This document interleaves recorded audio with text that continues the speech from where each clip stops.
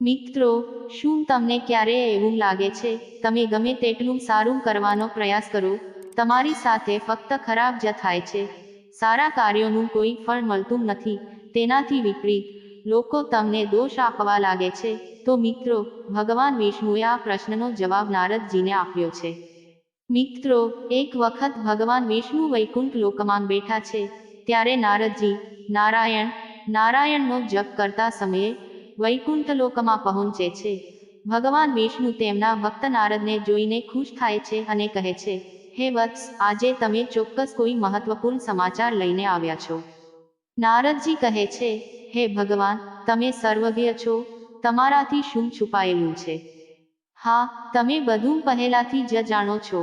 હું તમને શું સમાચાર આપી શકું? ભગવાન વિષ્ણુ કહે છે, હે વત્સ, તો પછી તમે આટલી ઝડપથી કેમ આવ્યા છો?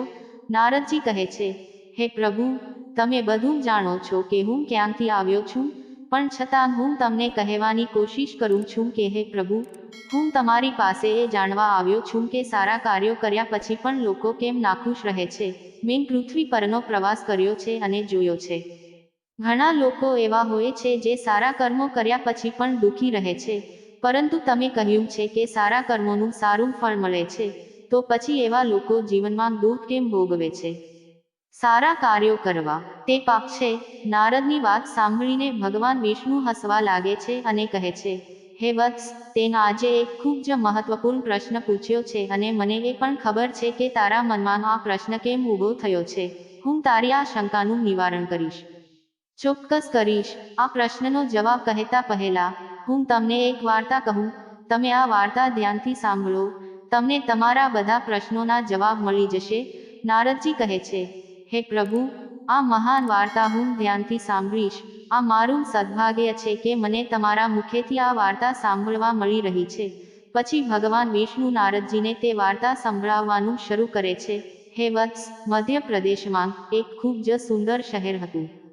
ત્યાં એક ખેડૂત રહેતો હતો. ખેડૂત પાસે ઘણી ગાય, બળદ અને ઘણી જમીન હતી. ખેડૂત રોજ ખેતરમાં કામ કરીને તેના પરિવારનું ભરણપોષણ કરતો હતો. ખેડૂતને કોઈ વસ્તુની કમી ન હતી. તેની પાસે ઘર, પૈસા અને અનાજ બધું હતું. ખેડૂતને 3 બાળકો પણ હતા, જેમને તે ખૂબ પ્રેમ કરતો હતો. ખેડૂતે તેના બાળકો માટે ઘણા પૈસા અને મિલકત એકઠી કરી હતી, જેથી તેમના બાળકોને ક્યારેય દુઃખનો સામનો કરવો ન પડે. ખેડૂત તેના પુત્રોને ખૂબ પ્રેમ કરતો હતો. તે હંમેશા તેમની સંભાળ રાખતો હતો. તેણે તેના પુત્રોને જે જોઈતું હતું તે આપ્યું હતું. તેણે તેના બાળકોને ભણાવ્યા ગણાવ્યા હતા. તેને જે જોઈએ તે કર્યું હતું. પછી જ્યારે તેઓ યુવાન થયા ત્યારે તેણે 3 છોકરાઓના લગ્ન પણ કર્યા હતા. પરંતુ ખેડૂત પોતાના પુત્રોને ક્યારેય કોઈ કામ કરવા દેતો ન હતો. ખેડૂતને હંમેશા ડર રહેતો હતો કે જો તેના પુત્રો ખેતરમાં કામ કરશે તો તેઓ બીમાર પડી જશે. જો તેના પુત્રો બહાર કામ કરશે તો તે તેમને દુઃખ આપવાનો આગ્રહ કરશે. તેથી જ ખેડૂતે તેમના પુત્રોને કોઈ કામ કરવા ન દેતા. તેઓ હંમેશા તેમના પુત્રોની સંભાળ રાખતા હતા. ખેડૂત પોતે બધા કામ એકલા જ કરતો હતો. તેણે ક્યારેય પોતાના પુત્રોને કોઈ કામ કરવાનું કહ્યું ન હતું. તેને લાગ્યું કે જો તે તેના પુત્રોને કોઈ કામ કરવા કહેશે તો તેઓ દુઃખી થઈ જશે અને તેને છોડી દેશે. કારણ કે બાળપણથી જ ખેડૂતે તેના પુત્રોને ખૂબ પ્રેમથી ઉછેર્યા. તે હંમેશા તેમના કલ્યાણ વિશે વિચારતો હતો. તેને તેના બાળકો માટે પ્રેમ હતો, પરંતુ ખેડૂતને ખબર ન હતી કે તે કેવી મોટી ભૂલ કરી રહ્યો છે. તેને લાગતું હતું કે જો તેના બાળકો કામ કરશે તો તે બધા બીમાર પડી જશે અને મરી જશે. આ ડરને કારણે તેણે ક્યારેય પોતાના પુત્રોને કોઈ કામ કરવા દીધું નહીં અને બધા કામ એકલા જ કરતા હતા. ખેડૂતના લાડના કારણે તેના 3 પુત્રો હવે નકામા બની ગયા હતા. કોઈ કામ જાણતા નહોતા અને લોકો સાથે કેવી રીતે વર્તવું તેનું પ્રેક્ટિકલ જ્ઞાન પણ નહોતું. ઘરે બધું જ સરળતાથી મળી રહેતું હતું, તેથી બહારની દુનિયા વિશે બહુ જાણતા નહોતા. હવે ખેડૂત વૃદ્ધ થવા લાગ્યો હતો અને તેને તેના બાળકોની ચિંતા હતી કે તેના મૃત્યુ પછી તેના પુત્રો કેવી રીતે જીવશે. શું તેમને ખેતરોમાં કામ કરવું નહીં પડે? આ ચિંતાને કારણે ખેડૂત હંમેશા દુઃખી રહેતો હતો. હવે વૃદ્ધાવસ્થામાં ખેડૂત તે કામ કરી શકતો ન હતો, જેના કારણે ઘરની આવક ઘટવા લાગી. તેના 3 પુત્રોનો પરિવાર પણ મોટો થયો. તેમને પણ પુત્ર પુત્રીઓ હતા. હવે આટલા મોટા પરિવારને સંભાળવા માટે વધુ પૈસા અને અનાજની જરૂર હતી, પરંતુ ખેડૂત આ બધું એકલો કરી શકતો ન હતો, જેના કારણે તેના પુત્રો પણ તેને નફરત કરવા લાગ્યા. તે પુત્રોએ તમામ દોષ પિતા પર નાખવાનું શરૂ કર્યું. તે ખેડૂતના પુત્રો તેમના પિતા પર ખૂબ ગુસ્સે થયા. વિચારવા લાગ્યા કે અમારા પિતાએ અમારા માટે કંઈ કર્યું નથી. આખી જિંદગી કામ કર્યા પછી તેમણે અમારા માટે કંઈ છોડ્યું નથી. તેમણે બધું કમાવ્યું અને ખર્ચી નાખ્યું. જો તેમણે ઘણા પૈસા ભેગા કરીને રાખ્યા હોત તો અમે બેસી શક્યા હોત. અમારું બાકીનું જીવન અમે આરામથી ખાઈ શકીએ છીએ, પરંતુ અમારા પિતાએ અમારા માટે કંઈ કર્યું નથી. ભગવાન વિષ્ણુ કહે છે, જુઓ નારદ, તે ખેડૂત બાળપણથી જ તેના પુત્રોની ખૂબ કાળજી લે છે. તેમણે તેમની દરેક માંગણી પૂરી કરી. તેઓને જે જોઈતું હતું તે બધું આપ્યું. તેમણે તેમને ક્યારેય કોઈ કામ કરવા દીધું નહીં. તેમણે બધા કામ એકલા જ કર્યા. તેમણે તેમના પુત્રોને ક્યારેય દુઃખ ન થવા દીધું. તેમણે તેમના પુત્રોની રક્ષા કરી. તેમણે હંમેશા તેમનું ભલું કરવાનો પ્રયાસ કર્યો. ક્યારેય તેમનું ખરાબ કરવાનું વિચાર્યું પણ નહોતું. પરંતુ આ બધું હોવા છતાં ખેડૂત પુત્રો તેમને સારા ખરાબ કહેવા લાગ્યા અને તમામ દોષ તેમના પિતા પર નાખવા લાગ્યા. તો તમે મને કહો કે નારદ, હવે દોષ પિતાનો છે કે તેમના પુત્રોનો? નારદજી આશ્ચર્યચકિત થઈ જાય છે અને વિચારવા લાગે છે અને કહે છે, હે પ્રભુ, એ ખેડૂત પુત્રોનો વાંક છે. તેમના પિતાએ તેમના આટલું બધું કર્યું. તેમનું આખું જીવન તેમના માટે સમર્પિત કર્યું. તેમને જે જોઈએ તે બધું આપ્યું, પરંતુ આભાર માનવાને બદલે તેઓ તેમના પિતાને દોષી ઠેરવે છે. ત્યારે ભગવાન વિષ્ણુ કહે છે, ના નારદ, આ માંગ તે ખેડૂતના પુત્રોનો કોઈ દોષ નથી. નારદજી કહે છે, તે કેવી રીતે હોઈ શકે? ભગવાન વિષ્ણુ કહે છે, હે નારદ, હું તમને સમજાવું. હવે તમે ધ્યાનથી સાંભળો. હે વત્સ, બધા પક્ષીઓ સુરક્ષિત માળો બનાવીને ઈંડા મૂકે છે, જેથી કોઈ શિકારી તેમને ખાઈ ન શકે. જ્યારે ઈંડામાંથી બાળકો બહાર આવે ત્યારે તે પક્ષી તે નાના બાળકો માટે ખોરાક લાવે છે. તે પક્ષી ખૂબ મહેનત કરે છે, અહીં તહીં ભટકાય છે અને મોંમાં ખોરાક લાવે છે અને માળામાં બેઠેલા બાળકોના મોંમાં નાખે છે. પરંતુ થોડા દિવસો પછી તે નાના બાળકો મોટા થવા લાગે છે. તેઓ બહાર આવે છે અને તેઓ ઉડવાનો પ્રયાસ કરવાનું શરૂ કરે છે. ધીરે ધીરે તે બધા માળો છોડીને ઉડવાનું શરૂ કરે છે. પછી તે પક્ષી તે બાળકોને ખોરાક શોધવાનું શીખવે છે અને પછી તે બાળકો જાતે જ ઉડીને ખોરાક શોધે છે અને ખાવાનું શરૂ કરે છે. તે પછી તે પક્ષી ક્યારેક તે બાળકોને ખોરાક પૂરો પાડતો નથી. નારદ, ખેડૂતે તેના બાળકોનો ઉછેર કરીને ચોક્કસ તેમનું ભલું કર્યું છે, પરંતુ તેણે તેના છોકરાઓને વિકલાંગ બનાવ્યા છે. બાળકને 5 વર્ષ સુધી ઉછેરવું જોઈએ. 10 તેને વર્ષો સુધી શિક્ષા કરવી જોઈએ.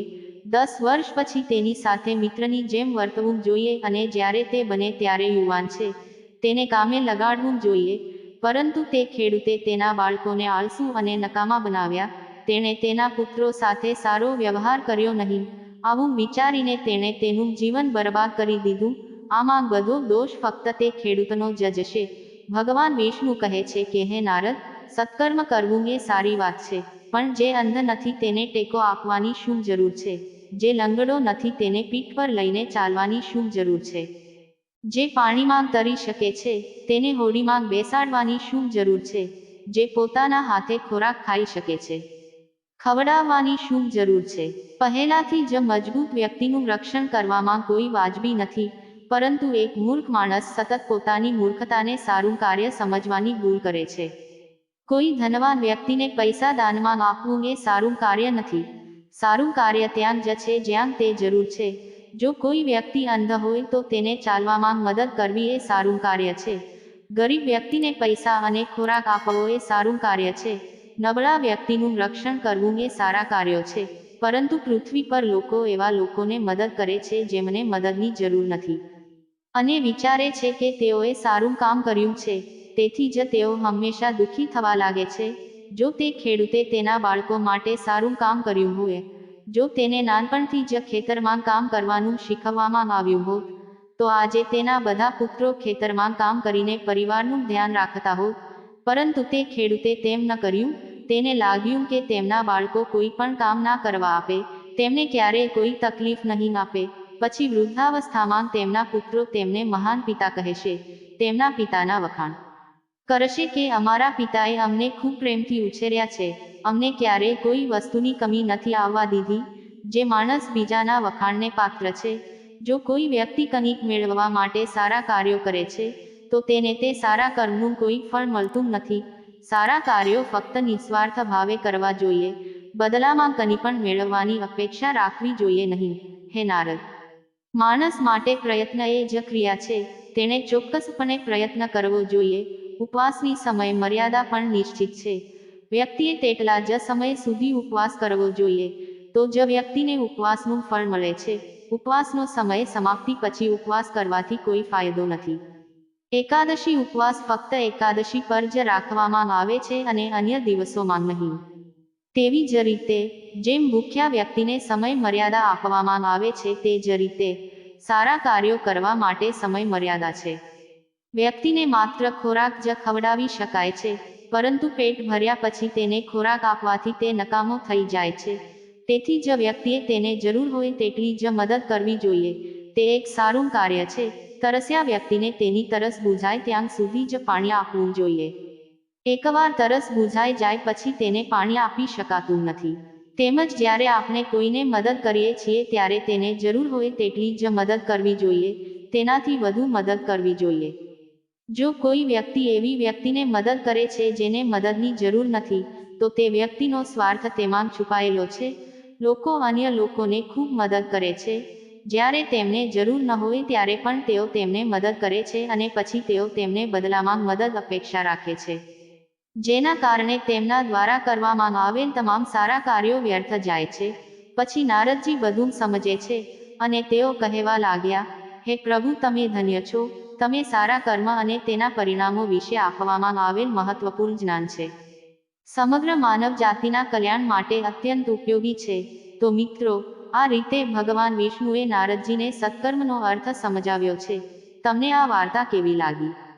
કોમેન્ટ કરીને જરૂર જણાવજો.